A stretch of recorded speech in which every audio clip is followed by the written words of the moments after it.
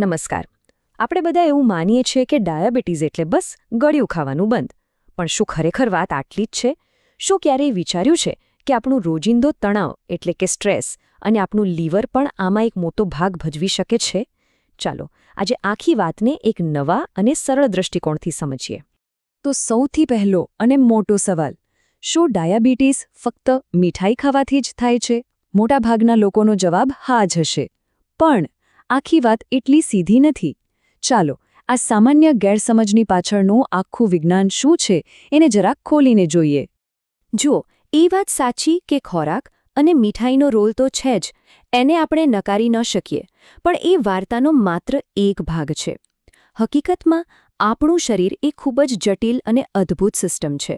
એની અંદર ઘણા બધા અંગો અને હોર્મોન્સ એક ટીમની જેમ સાથે મળીને કામ કરે છે. એટલે ખરો મુદ્દો એ નથી કે આપણે શું ખાઈએ છીએ, પણ ખરો મુદ્દો એ છે કે આપણું શરીર એ ખાધેલી વસ્તુને મેનેજ કેવી રીતે કરે છે. શરીરની અંદર બ્લડ શુગરને કંટ્રોલમાં રાખવા માટે એક આખી મેનેજમેન્ટ ટીમ 24 કલાક કામ કરતી હોય છે. તો તૈયાર છો? ચાલો આપણા શરીરની આ શુગર મેનેજમેન્ટ ટીમના 3 સૌથી મહત્વના ખેલાડીઓને મળીએ. આ એ જ ખેલાડીઓ છે જે આપણા લોહીમાં શુગરનું નાજુક સંતુલન જાળવી રાખે છે. આ ટીમમાં પહેલું છે સ્વાદુપિંડ, બીજું છે આપણું લિવર અને ત્રીજા છે આપણા શરીરના કરોડો કોષો. આ ત્રણેય વચ્ચેનો તાલમેલ જ આપણા સારા સ્વાસ્થ્યની ચાવી છે. ચાલો એક પછી એક સમજીએ કે દરેકનો રોલ શું છે. સૌથી પહેલા વાત કરીએ સ્વાદુપિંડની. એને ઇન્સ્યુલિન બનાવનાર ફેક્ટરી કહી શકાય.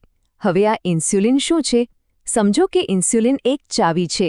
એનું કામ છે લોહીમાં ફરી રહેલી શુગર માટે શરીરના કોષોના દરવાજા ખોલવાનું, જેથી કોષોને શક્તિ મળે અને એ પોતાનું કામ કરી શકે.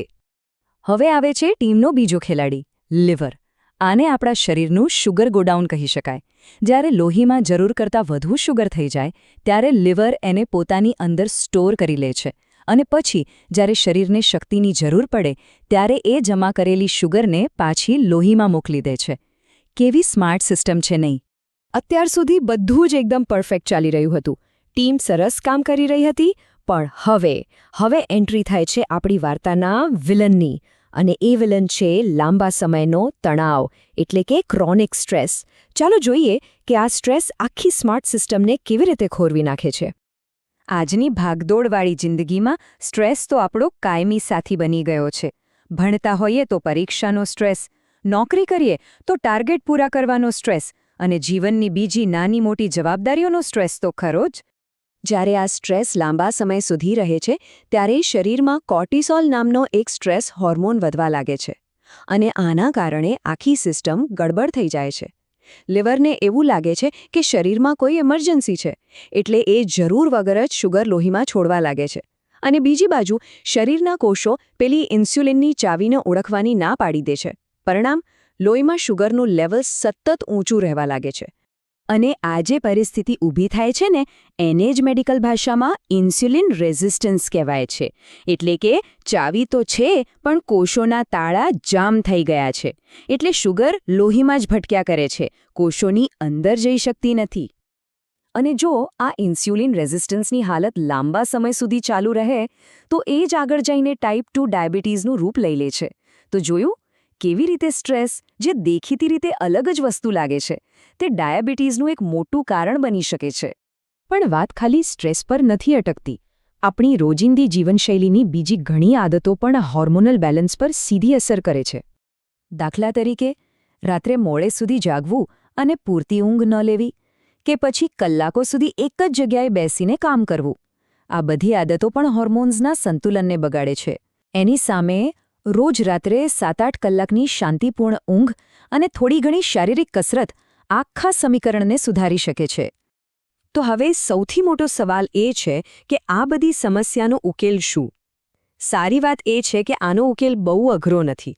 કેટલીક નાની અને એકદમ સરળ આદતો અપનાવીને આપણે આપણા લિવરને અને આખા શરીરને ફરીથી તંદુરસ્ત બનાવી શકીએ છીએ. ચાલો 5 એકદમ સહેલી આદતો પર નજર કરીએ. પહેલું, રોજ ઓછામાં ઓછું 30 થી 40 મિનિટ ચાલવાનો નિયમ બનાવો. બીજું, બહારનું ફાસ્ટ ફૂડ અને વધુ પડતું ગળ્યું ખાવાનું ઓછું કરો. ત્રીજું, દિવસભર પૂરતું પાણી પીતા રહો. ચોથું, ઊંઘ સાથે કોઈ સમાધાન નહીં, રોજ નિયમિત સમયે સૂઈ જાઓ. અને પાંચમું અને સૌથી અગત્યનું, સ્ટ્રેસને હરાવવા માટે રોજ થોડો સમય શ્વાસની કસરત, પ્રાણાયામ કે ધ્યાન માટે કાઢો. એટલે આ બધી વાતનો સાર એટલો જ છે કે સાચું આરોગ્ય માત્ર આપણે શું ખાઈએ છીએ એના પર આધાર નથી રાખતું. એનો આધાર છે એક સંતુલિત જીવનશૈલી અને એક શાંત મન. આ બંને વસ્તુઓ એકબીજા વગર અધૂરી છે. તો આજનો સવાલ એ છે કે પોતાના લીવરને થોડો આરામ આપવા અને મનને થોડી શાંતિ આપવા માટે આજથી કઈ એક નાનકડી આદત બદલવાની શરૂઆત કરી શકાય. કદાચ આપણું સ્વાસ્થ્ય બસ એ જ એક નિર્ણયની રાહ જોઈ રહ્યું છે.